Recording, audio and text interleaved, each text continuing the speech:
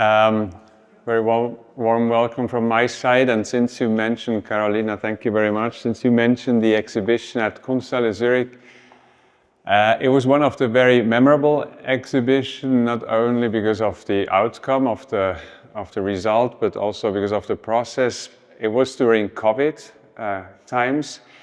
And as you may know, in the basement of Kunsthalle Zurich, we have a bar where we do events and film screenings, performances and talks and so on. But obviously we couldn't use it because it was forbidden to do any events at all. And then, Lorenza asked if she could use this bar as her studio. And then I said, sure you can, because we're not, it's not use for any use to us. And so Lorenza installed herself and her workshop and everything in the basement. And it was the first time and maybe the only and last time that I could follow every day what was happening in the process of going to the exhibition. And Lorenza was in exchange with the technicians and we could talk about everything. And maybe more importantly, or as important as well, it was also, it became a meeting place. You know, people would show up in the evening and we would have beers. It was a strange, you know, all 5 years ago, strange times. It was not so easy to hang out together. And we would have probably illegal gatherings, but it's fine. Nobody got killed by it. So now back to this working space here, this Fondation or Bechtler Stiftung.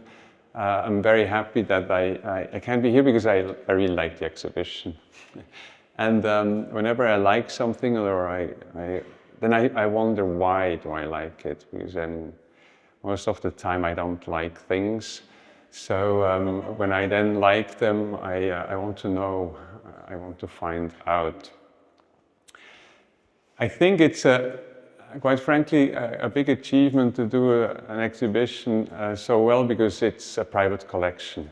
And a private collection, as it says, is private. It's not meant to be public, so collectors don't collect things thinking about it becoming public. And so when collectors ask you to do exhibitions with their collection, it's a very strange thing, because it's their taste, it's their choices, it's their system of beliefs, it's their humors, their mistakes and successes, and then you wonder, you can't just move it from their place to a place like this. So you have to think about translating it. But this translation is difficult because obviously you're not the collectors, and then you feel like a foreigner. You're a foreigner to stuff, and you have to figure out how you do it. And I think later on we can talk about what I like, or maybe I will ask you questions because I'm wondering how you did it. But we thought before we go into this general remarks or thinking about an exhibition, because it can become a little bit nerdy if curators start to talk about curating. I can go on forever and you will all get terribly bored probably. So then we said, and then secondly, you know, in the end of the day, it's the artworks. We do shows for artworks. We don't do shows for curating. So, so we decided that we would first talk about some artworks, because that's in the end what it is about. So we each choose a couple of artworks and we're just going to start. Yeah, as Daniel mentioned, I'm not a curator.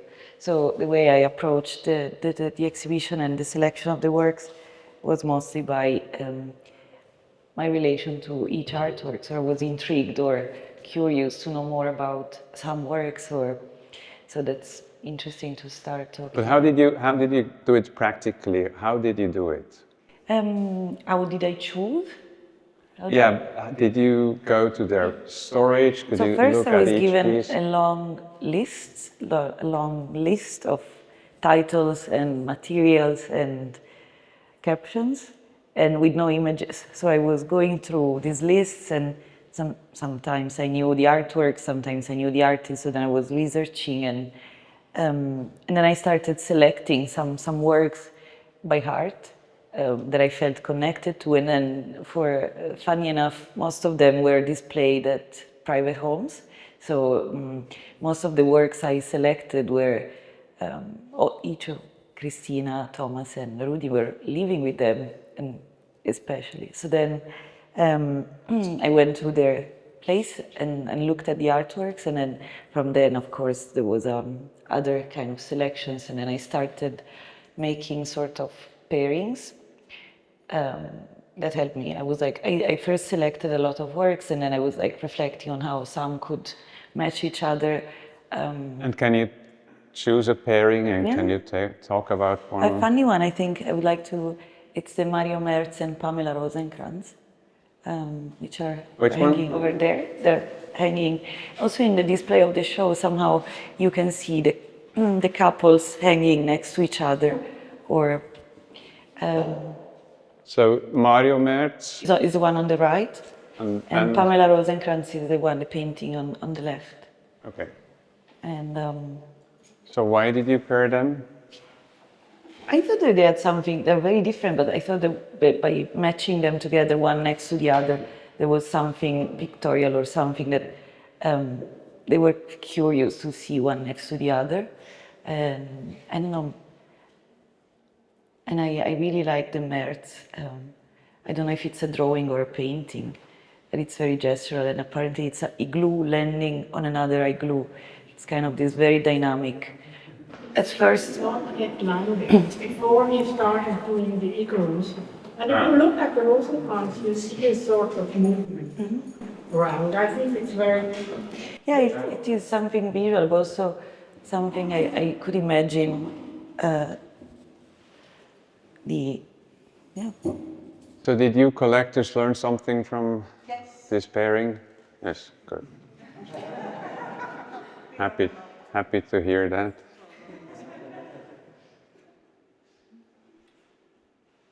And then another pairing?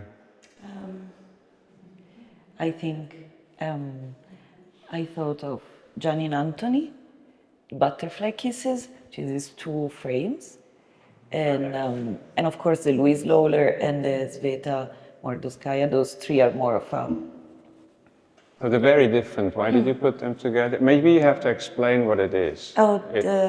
So those are. So the artist put on mascara, and then we touched the piece of paper with her eyes, with her eyelashes.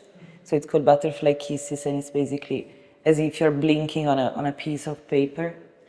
And for how many times? 640. 640. Less than 640. 629. Oh. And that's why you have. So she did this part, or? No, the eyelashes. The eyelashes. Okay. Where you put the mascara. So why would this hang next to Louise Lawler? I've always been intrigued by the Louise Lawler, or that she took a picture of the dancer. And I thought it was an interesting pair about the body, female body, and relation to material, and yeah. See, I'm not a curator. I'm not very good at explaining things or telling things. So for me, it was I felt more comfortable trying to create connections and links in the space or with the works, rather than now telling you maybe.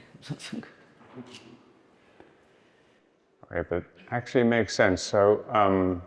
So with Pamela Rosenkrantz and Mario Merz, you have the fingers moving, then you have the eyelids moving, and then you have the body moving, and then you have the costume on top, which hides the body or disguises the body. And then, you know, I think we can talk about the whole, that's what I like about the exhibition, because I think many things work like this in this exhibition. And I think the whole thing, I have a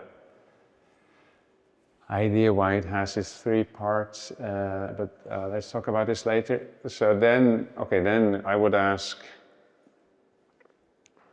okay, with the Josh Smith you have hands doing forms, and then you have these gestures, and then you have the eye, and you have this and the costume. So does this go anywhere, this last one? This is more, it's not really related to the work next to it. I thought the show is divided in two parts. The first part has it's more dedicated to works that inhabit the space, so mostly sculptures,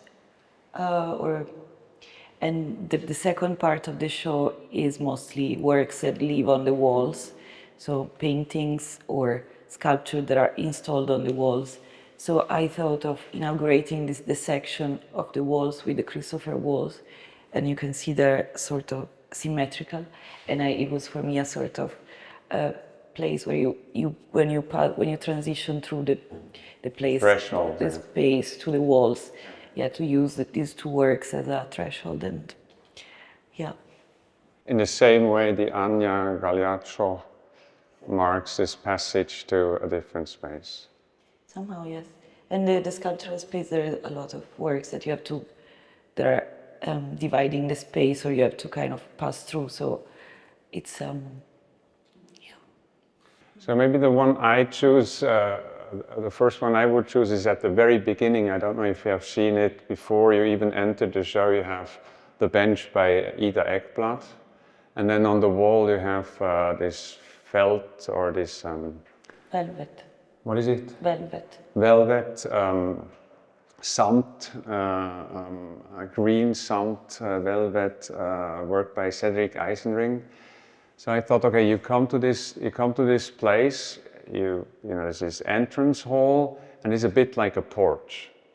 There's a bench, you can sit down, you can look at something, and then on the other side is this green window with these strange figures. But then even on a formal level, and that's what I think works well in here too. So these benches by Ida Ekblad, they're casts. So from what I remember, they're cast into sand. So she makes prints into the sand, and then it's cast. It's an old technique because they were produced in this very old fabric of the people who would do the Gullideckel, Sandklochdeckel, I don't know the English word. Dollendeckel, yeah. Thank you for the English word.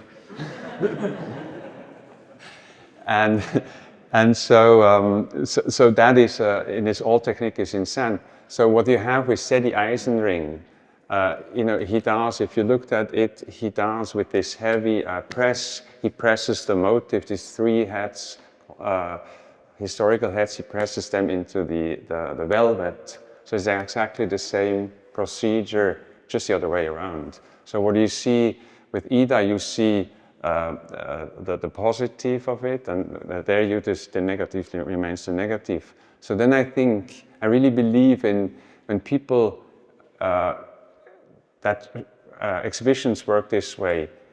When you know what you do, you don't have to tell them, but you know that somehow you can trust at a certain point. I think if you work long enough, or if you like art enough, then you can trust your senses that the works tell you what is going on, and then you start to maybe later conceptualize. So then I thought they were perfectly together, and then I thought, oh, actually they're doing a similar thing, it's just the opposite.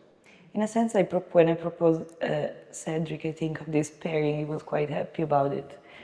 When I proposed him to exhibit his work very close by Ida's bench, he was quite happy about it, and he thought there was somehow a match in the two works being together. he was. Because it's like a print. So both ways, you know, a cast is also a print. She's using this octopus, and he's using this old imagery of this man with a wig falling asleep. So it's kind of, they bring you both in a certain past, or past. I mean, she's more into this maybe octopus animal realm, but also it's coming from a tale, right? Something from the past that still is around. Yeah, and that's why I like exhibition where you can see things like this. So another one, you have another one? I think I will have another one I quite liked was the Christopher Wool and Mitchell Anderson. Okay. It's very obvious why they're hanging together, right? I don't know, I thought of, in this case, the method of painting, that one is with this roll. The Christopher Wool, not the Fischler ones. Okay. Yeah, but I mean, it's one and then the other came. I thought of the Christopher Wool with the roll paintings, which is this it's painting out of a very repetitive gesture, or a system of movements, or a set of, you choose a set of rules, so it's going to be metal surface, a roll with a pattern, and then enamel on over and over, and Mitchell using the encaustic, so carving and then layer by layer.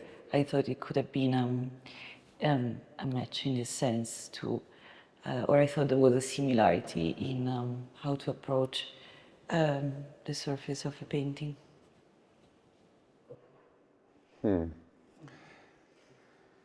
I think it might be the opposite now.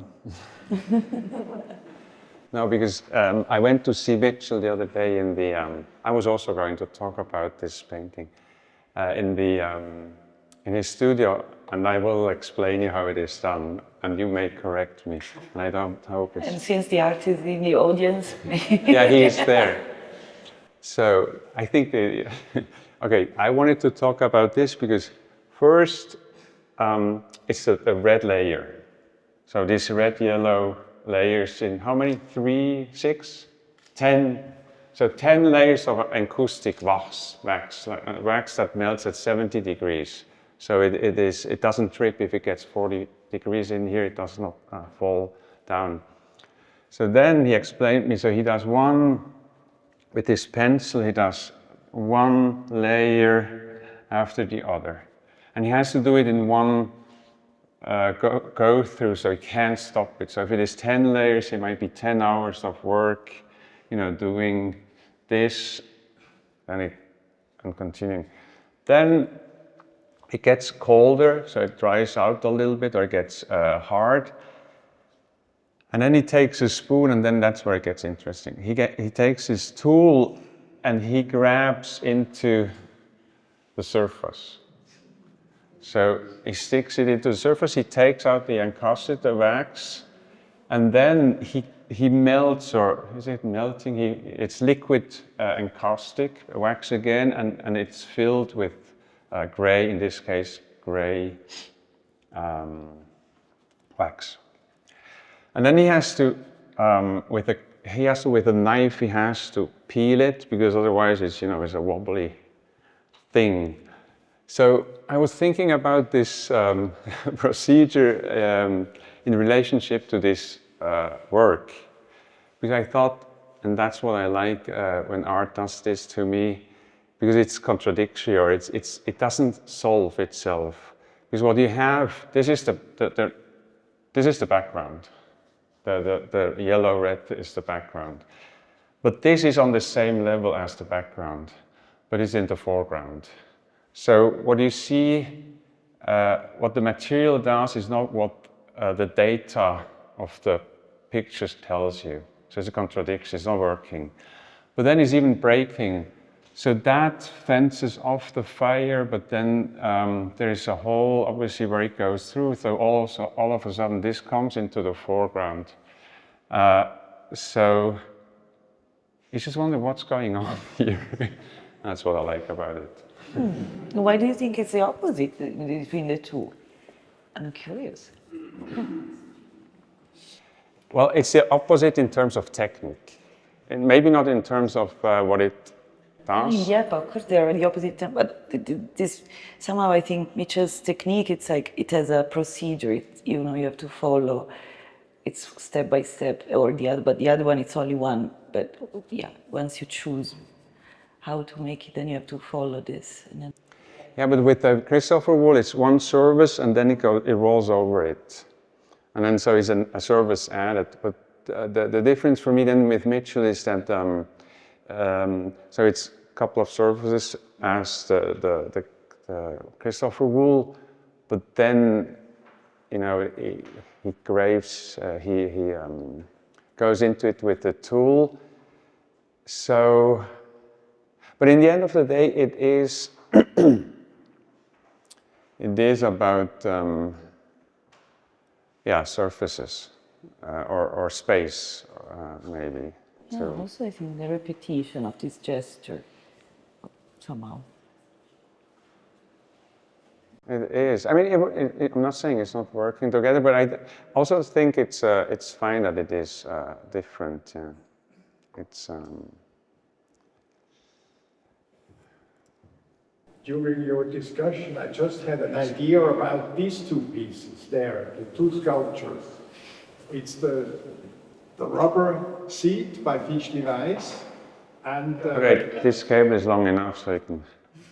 and the small sculpture by Anthony Caro in silver. And there are basically two theories or two ideas or concepts how you can represent space in a sculpture, and you see the both ways here. You have the rubber seat, it's the full volume of the space that is created here. And in the Caro sculpture, it's the opposite. The space is not full, but it is represented by fine little tubes that are creating a space. Huh? And if you take the Walter de Maria there, the ball drop piece, it's also like a full volume.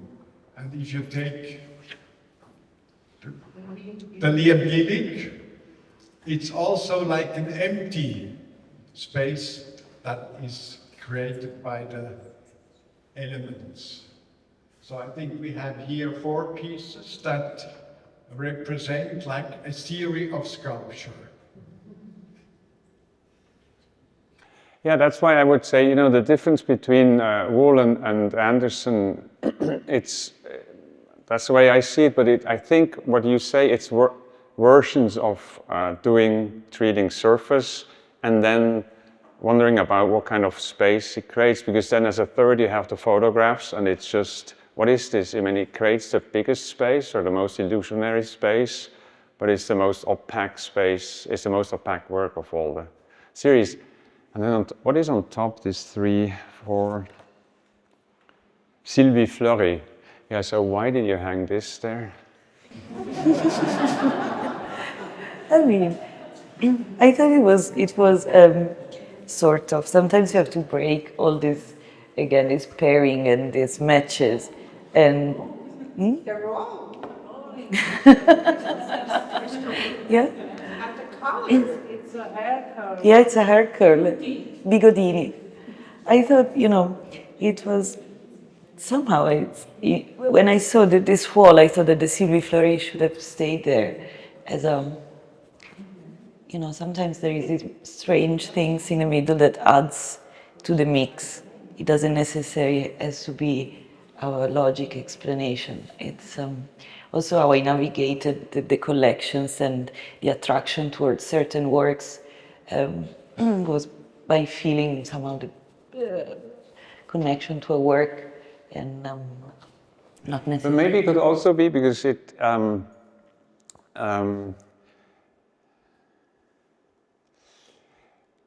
because it is it's like the one that doesn't make art, or it doesn't, you know, it like the first one is, you know, this is painting with a roll, okay, this is also some kind of painting, this is photography, and then this is of all the three, you know, this the minimal gesture of producing something with something that exists, that has some kind of maybe sculpture quality with some kind of color, but it doesn't even know if it is an artwork. So the other ones are definitely knowing that I would say no, the other ones know that they are probably artworks. The one is even framed, proudly framed.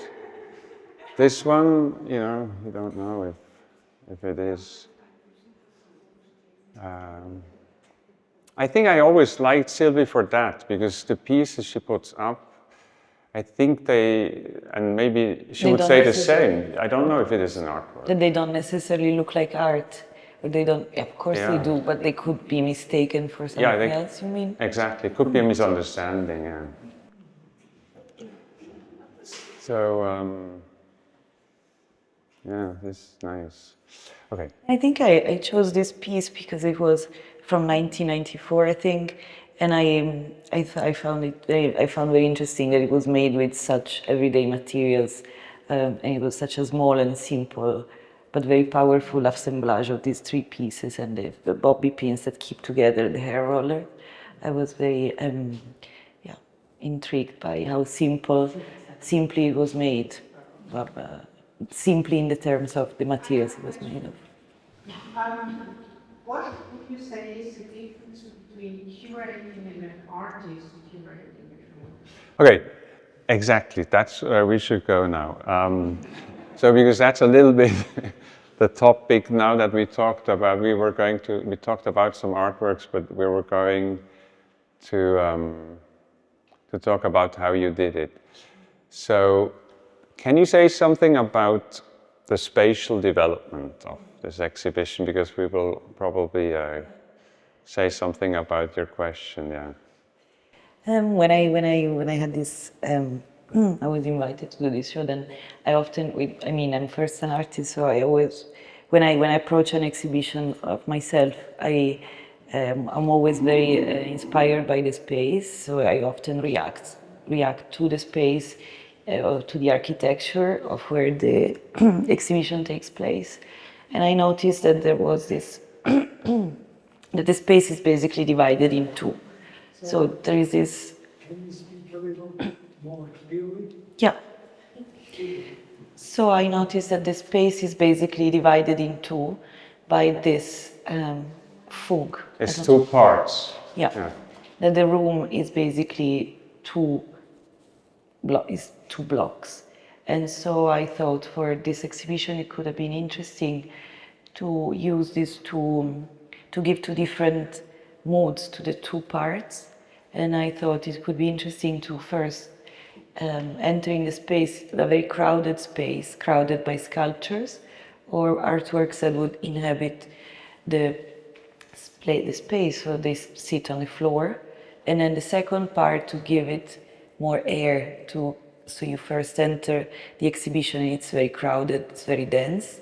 And then you arrive and it's still very dense on the walls because all the walls are full of pieces, even in different layers. But then the space itself, it's empty, and so you have time to kind of look back at the... But it's also a very basic decision. First part, everything on the floor. Second part, everything on the walls. This is a very simple way of ordering things. But then, so you did something else. You added another layer to it, because the collectors ask you to do an exhibition with their collections. And as I said in the beginning, it can be a challenge because you're not the collectors, but you have to use their material to do something. So you decided to go one step further and you added another layer, which means other artists.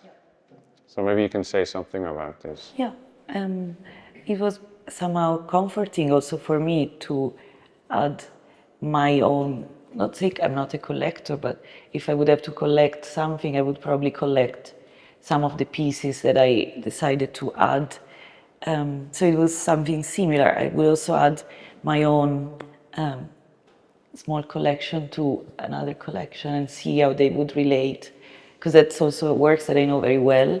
Because most of them are friends. Yeah, as you know very well, all the works in your collection, there is this also relationship to the works that it's, yeah, you live with them, so you have stories, you remember the artists, you have anecdotes. So for me, it was also a way to kind of understanding how you collect, or putting myself in your shoes again. So do something similar to this.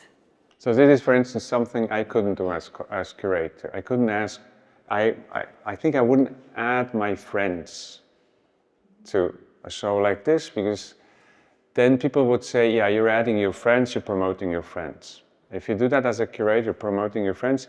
If you do that as I think as an artist, is a gesture towards your community. It's of solidarity, of helping each other, making other people, sharing. Also, you know, it's a privilege to do an exhibition in a space like this, with a collection like this. So you share some of that privilege with your friends and bring them in here. If I would do it as a curator, people would say, yeah, you're just promoting your friends. So it's a different thing. If I may say so, maybe the curator never hang paintings over windows. Yeah, I could do some a bit crazier things, crazier moves than. I think you're underestimating curators. Didn't mean to. No, because also Ida, she hangs them like this sometimes. But I thought it was a very good Very new. way to do it. Yeah. Okay, so I want to, we're adding 5 more minutes and then we hand over to you, but there's one more thing. So why is it, so maybe I'm the only one, but if you think about the way you developed the exhibition, it reminded me of something. Not you? Like the way it does it? Oh God. So when I got in, I saw the bench and the painting. It's like a porch, or it's actually the Vorgarten. It's the entrance, and then you come into the show, and then it's like a porch. So you have 2 stools, you have a lamp. What else is there? There is the ring bell, but the bell. Yeah, somebody took off his shoes and a dress. There's a crazy designer who created a wild lamp. There's a poodle, you know, in front of the house you have a dog. And then there are 2 chairs to sit down. So it's like a house. Yeah, it was, yeah. It's like I kind of instilled this sense of domesticity Exactly, into the exhibition, yes. Also, I thought the Walter de Maria is like when you ring the bell, when you enter someone's apartment, I thought the Walter de Maria ball drop is kind of how you announce that you are in with this. And that's, okay, never thought about it. The Walter Maria is basically the park. And there's the house. That's what it looks like. And then you come in, you've got a bench, and you come to the porch, and then you enter this, and then you have the, what is it called, die Schwelle, the threshold, huh? Threshold, yeah.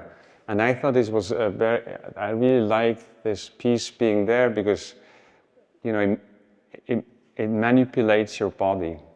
Because, It's the grass, or for me it's more the threshold. So when you enter into the private space of someone, you know, it's like it's always a thing. So this money on the floor, that's exactly, you enter a private room, no? Because you talk about domesticity. So it's a bit like a small house, villa slash park constellation. And I think that's what I liked about it. You know, the little Benny's little stool for the kids hanging out on the porch and falling down. So what I think, what you do as a curator and maybe as a gallerist or as an artist, you do manipulate people. You do manipulate the visitors. If you don't, if you're not aware that you do this, maybe you should think about it. So it is, you put order into a space, and whatever, and that space conditions the way you do this thing, conditions. But it can be a good manipulation. Manipulation has immediately bad connotations, I think. Or, well, obviously, yes. I don't feel comfortable imagining I'm manipulating people, but suggesting something. Insights. Insight, yeah. Not manipulation. I think sometimes it's good to be a little bit brutal with telling what is happening, because I think it makes you aware that it also makes you aware of your responsibility. I think it's a bit more than I'm inspiring visitors or something like this. No, you're offering something, and you are in power. You have power because if you're the curator or the gallerist or the collector or the artist, you are in power, so you have to acknowledge that you this power, and then but obviously don't manipulate people to manipulate them, but to create an interesting experience. And this is what I liked about the show. It created an interesting experience for me. That's why I was very happy to see this and think about it. And that's doesn't happen very often to me, so I'm grateful.